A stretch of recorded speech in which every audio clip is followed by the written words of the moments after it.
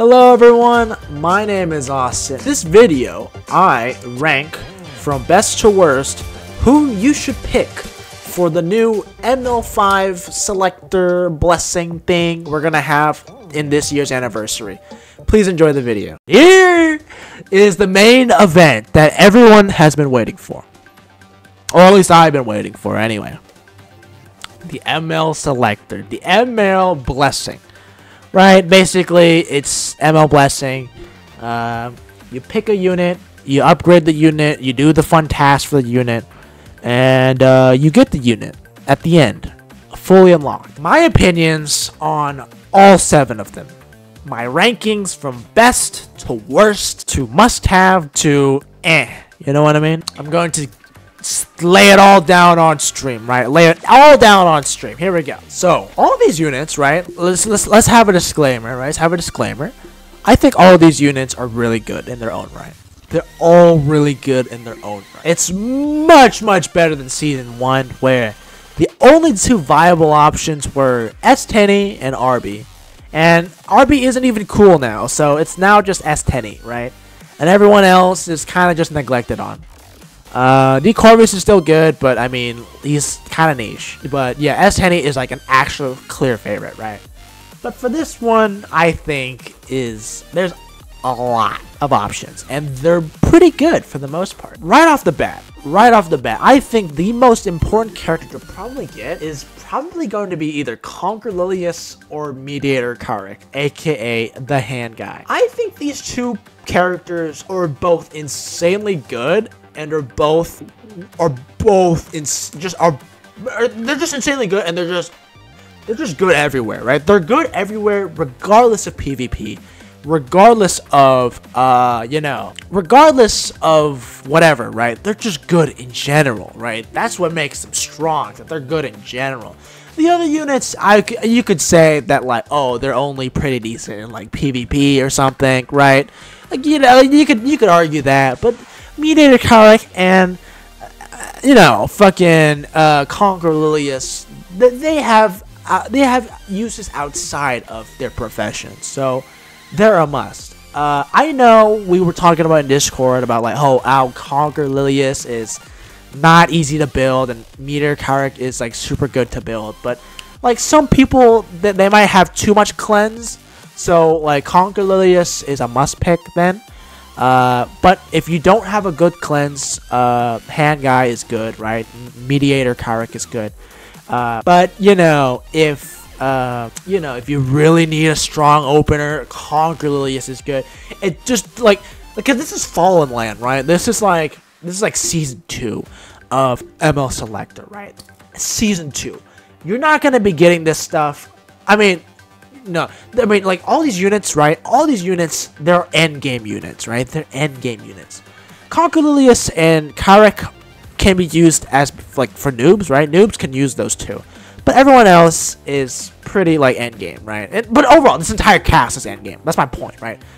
Almost every single character you see here, they're all used in end game, pretty much. But yeah, the 2 exceptional ones are Conquer Lilius and Karik, right?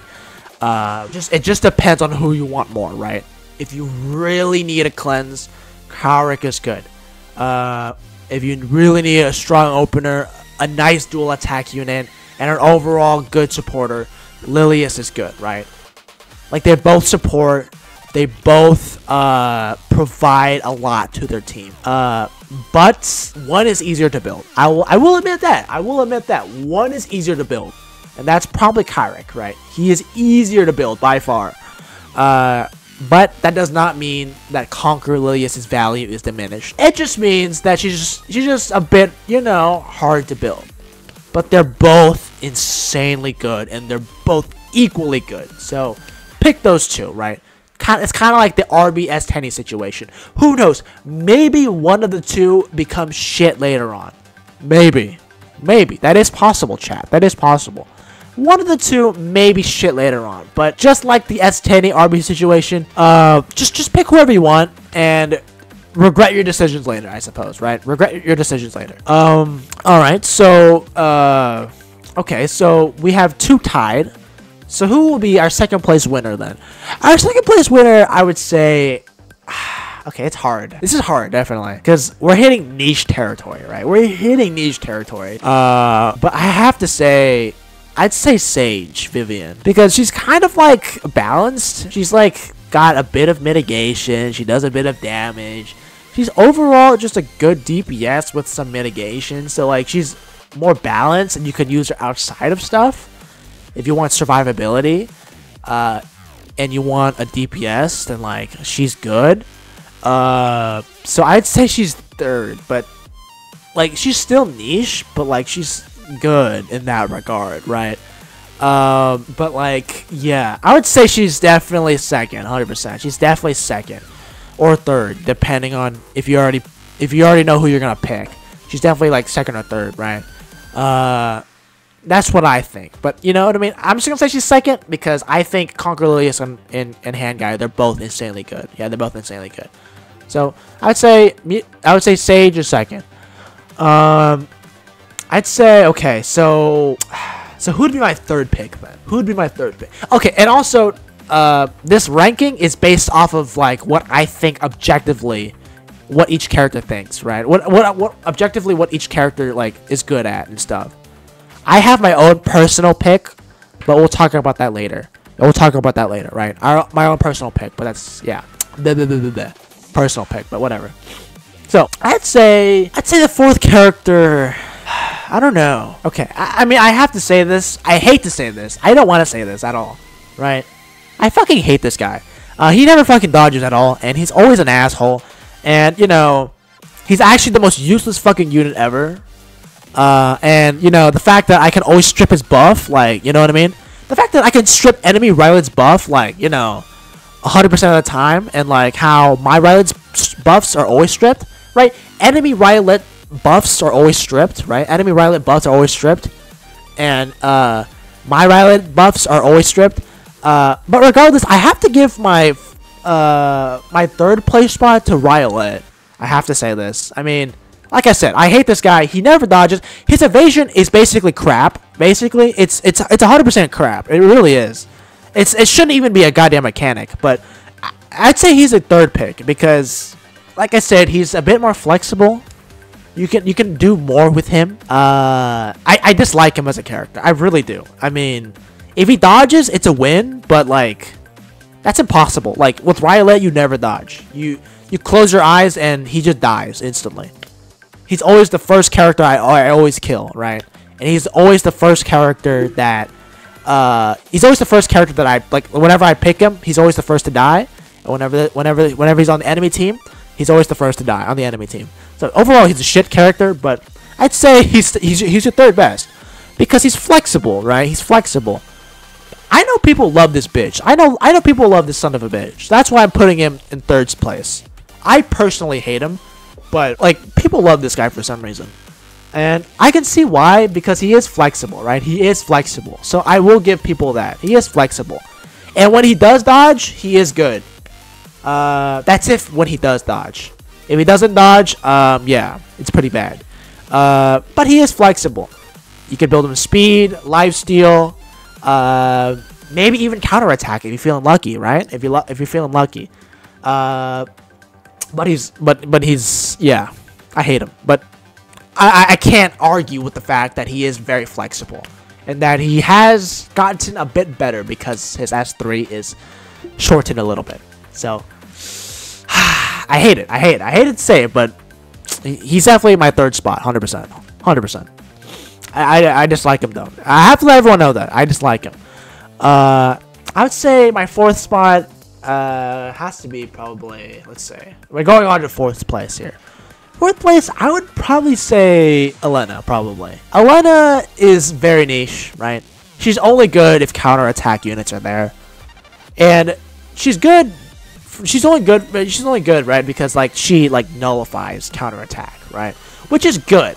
But if you're playing for anything else, right? She's probably not that good. But if you're fighting her against counterattack, she's really good. So she's really niche, but she does her job well. So I'd say fourth spot is Elena, right? Easily.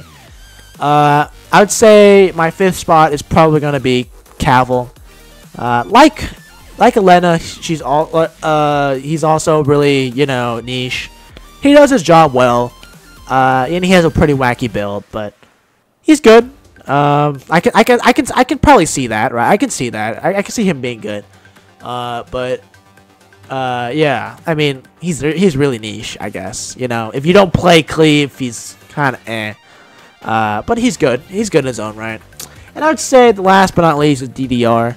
I know recently he's been getting pretty good. I know that. Right? I know that. But I don't know. I'd rather just use an injury unit. I don't want to use, like, I'd rather have a unit that's on injury. Personally, I don't care for a unit that can do injury.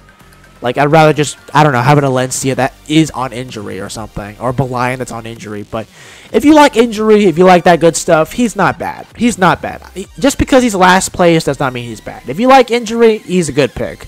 Me, I don't like injury, so, you know, he's my last pick. And that is all my rankings. Hopefully, everyone agrees with them. If you don't, go fuck yourself. I don't care. I don't care. Anyway, what does chat think? Let's see. Yo, everyone is unusable by Cavill. At least for you. Fair enough. But those are my rankings. Yeah, those are my rankings. Now, my personal pick, right? My personal pick. I would probably go with Elena. Because the reason why... I mean, I know, right? It's kind of weird. Like, I put her in 4th place. And, you know, I did not give her much of a description. But the reason why I would go with Elena, personally, is because, like, the meta right now is... just fucking insane, dude. It's actually insane with the counterattack. Ravi, Belian, Landy, fucking Senya, Shu, like everything meta right now is goddamn counterattack. And if you could have a unit that like guarantees no counterattack, that is a blessing. That in itself is actually broken as hell, right? That is broken as hell. I mean, maybe later on, whenever the meta changes, she won't be good because, like, you know, counterattacks aren't as good anymore. But in this current meta, she's actually fucking nuts because, yeah, like I told you, right? All the best units right now, they all have some form of counterattack in them, right? I already listed them all, right? I already listed them all.